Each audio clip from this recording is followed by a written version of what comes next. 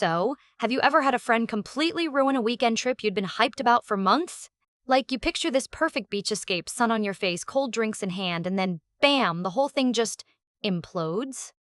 Yeah, that was me, staring up at a dripping ceiling while a storm decided to crash the party in a town that was supposed to be all sunshine and good vibes.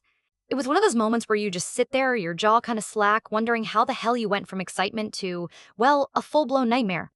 There I was, clinging to the last shred of optimism as the ceiling above the Airbnb slowly leaked a quiet but persistent trickle of water right onto our couch. The sound was oddly hypnotic, only, instead of relaxing me, it made my brain loop straight to worst-case scenarios.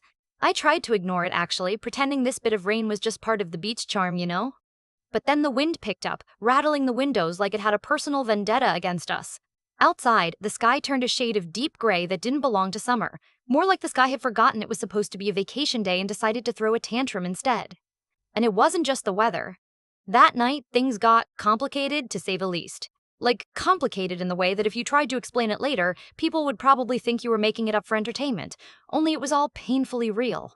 By the time I realized this weekend was going sideways, I was already way too deep in the middle of a situation that involved a best friend acting completely out of character, a girlfriend showing up out of the blue, and a landlord who seemed more like an urban legend than an actual person. So yeah, just picture me, stuck in that weird, half-lit living room watching as yet another drop fell, pooling on the floor and wondering, how did I get so unlucky? Or maybe, how did I pick such interesting company for a supposedly chill beach weekend? Because damn, this trip? It was definitely not turning out the way I planned. Jason and I had booked that Airbnb months ahead, like way before summer even started. We'd been texting nonstop, hyping up every little detail, the location right by the beach, the cozy vibe the listing promised, and low-key the escape from whatever messy routines we'd been stuck in. I mean, between work craziness and just the daily grind, we both needed a break that didn't involve catching emails or pretending to be interested in whatever Zoom meeting was killing the vibe back home. So when Emily suddenly decided to join us, like literally the day before we left, I wasn't sure what to think. Jason just dropped the news almost casually. Hey, by the way, Emily's tagging along, hope that's cool. Sure, whatever. I could hear the hesitation under his voice, but I figured, well, it's a beach trip, more the merrier, right? Emily and I weren't exactly besties or anything, but she seemed chill enough. Plus, it would probably just add a little something different to the whole thing. Except, that's where the first weird vibes kicked in. From the moment we started chatting with the landlord, things were off.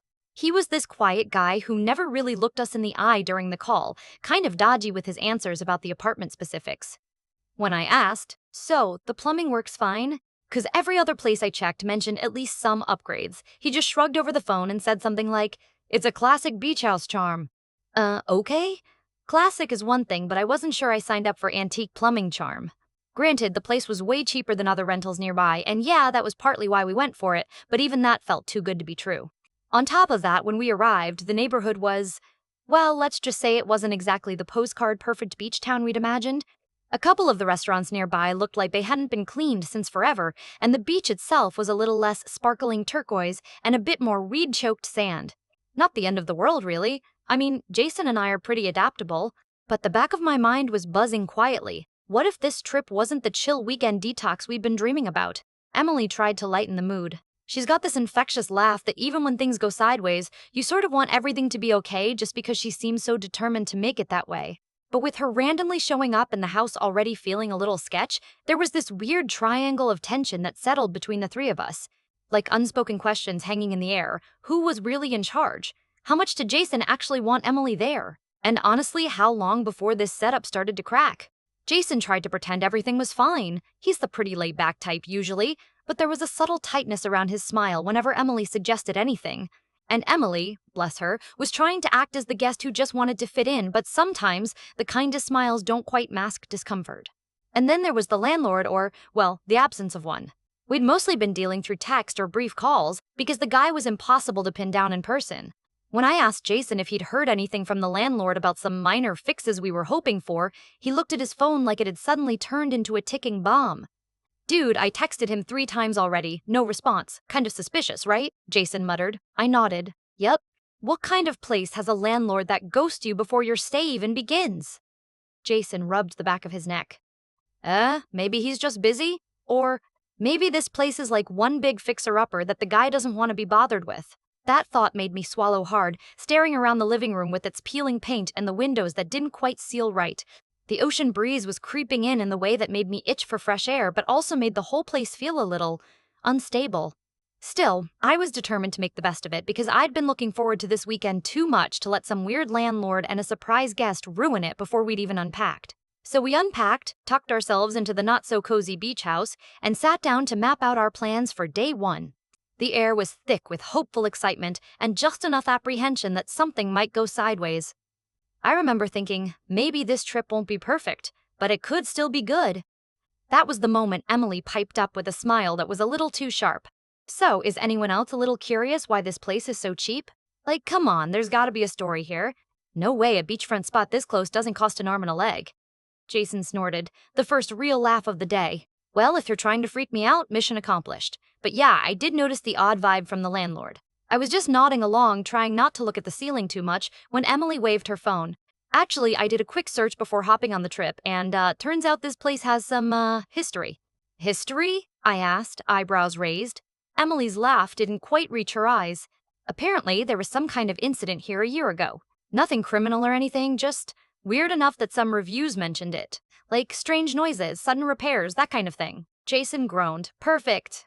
So, not only do we have a flaky landlord, surprise guest, and a leaky ceiling, now we're possibly staying in a mini horror story, Airbnb. I half chuckled, half sighed.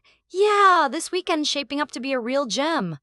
Emily shrugged, grinning like we were already in on some kind of crazy plot. Hey, worst case, we've got drinks, a beach, and a story for the ages. Jason exchanged a look with me, part amused, part resigned, and I guess that was when the full realization hit. This was not going to be the smooth, no-drama beach escape any of us pictured. And yet, none of us really knew the full depths of what we'd signed up for. So, day one started off with a bit of a bang well, if you consider the plumbing giving up on us a bang.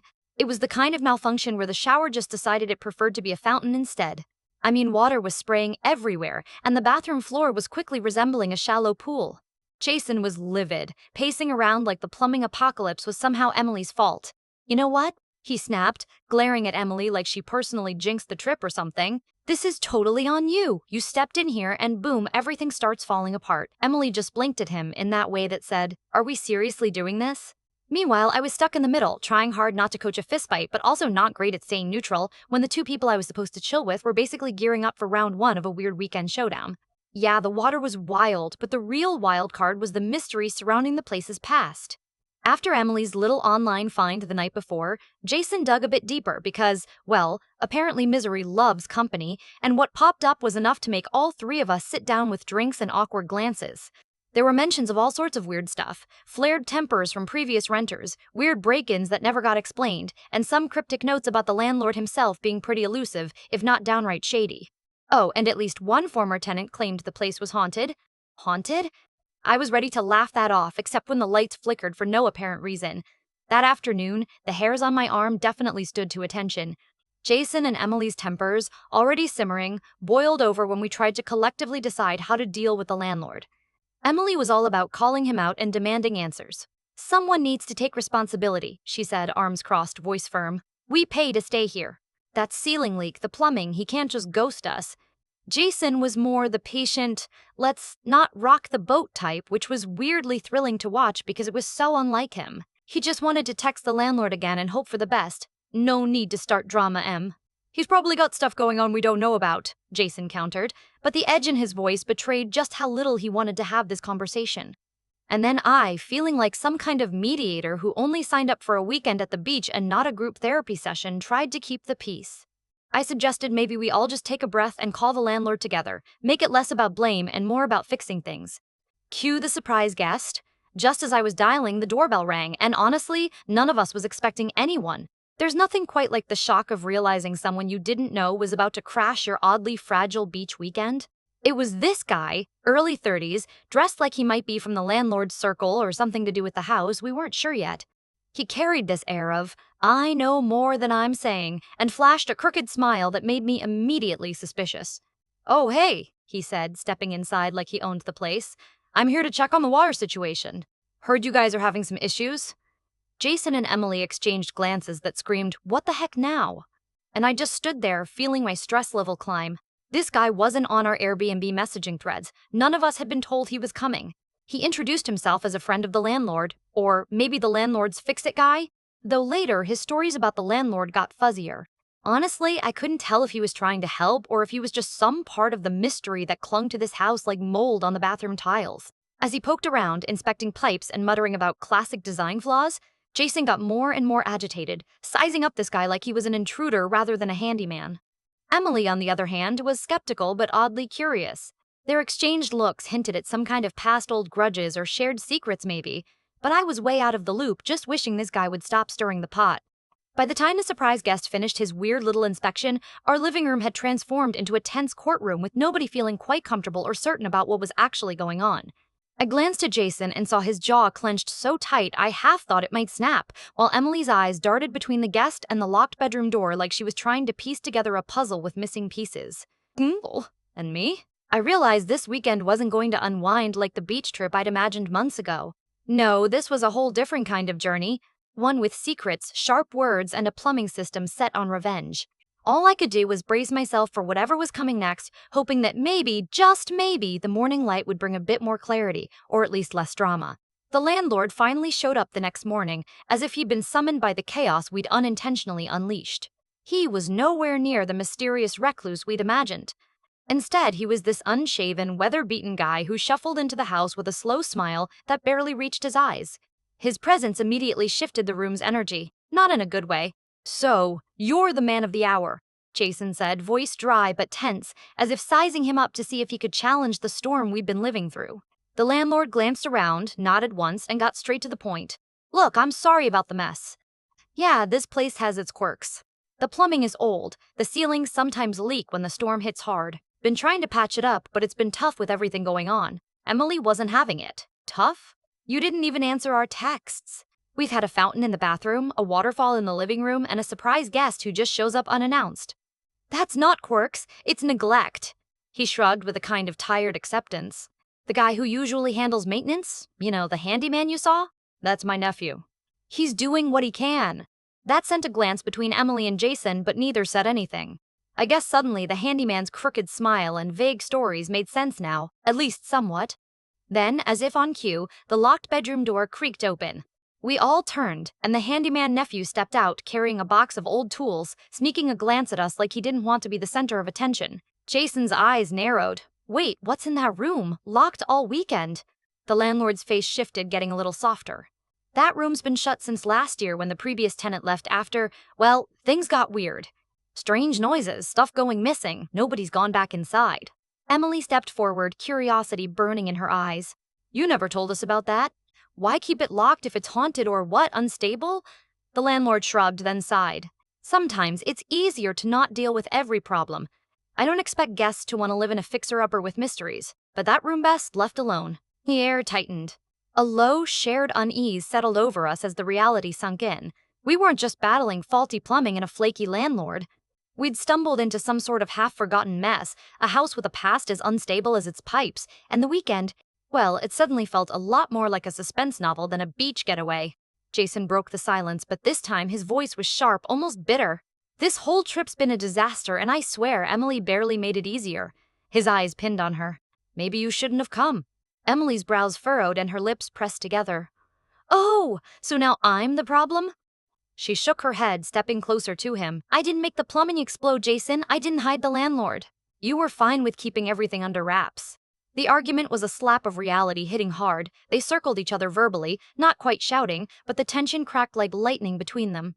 All the long-hidden frustrations, the weird dynamics, the silent guilt of a trip gone sideways, poured out in sharp words and accusatory glances. And me? I was stuck between two fires, trying desperately to stay neutral, but feeling the weight of everything bearing down. Pick a side? Nah, that wasn't my call. I just wanted to salvage whatever vestige of a vacation we could. At one point, I just sat down on the sagging couch, rubbing my temples, wondering how we ended up here. From hyped beach plans to a scene that looked more like the aftermath of a bad reality show. Finally, Emily threw up her hands. "You know what? I'm done with this. Maybe some trips are just disasters waiting to happen." Jason exhaled, the fire in his eyes dulling. "Yeah, maybe." The landlord cleared his throat. "Look, I'm going to get a crew here tomorrow to start real repairs. I appreciate your patience." That felt like the first real promise all weekend, but it was also a subtle reminder that we were stuck here a little longer than planned. I looked out the window. The storm had passed, and timid sun rays were peeking through the clouds, making the wet sand shimmer faintly. Jason and Emily avoided eye contact, the weekend's weight hanging heavy between them. I realized then that this trip had been a lot like that leaking ceiling, unexpected, messy, and impossible to ignore. As the three of us stared at the patchy view of the beach through foggy windows, I couldn't help but wonder if some trips, no matter how hard you want them to be, simple and fun, end up teaching you things you didn't sign up for. Or maybe it's just a reminder that sometimes the best escape is not with friends at all. But hey, that's a story for another day.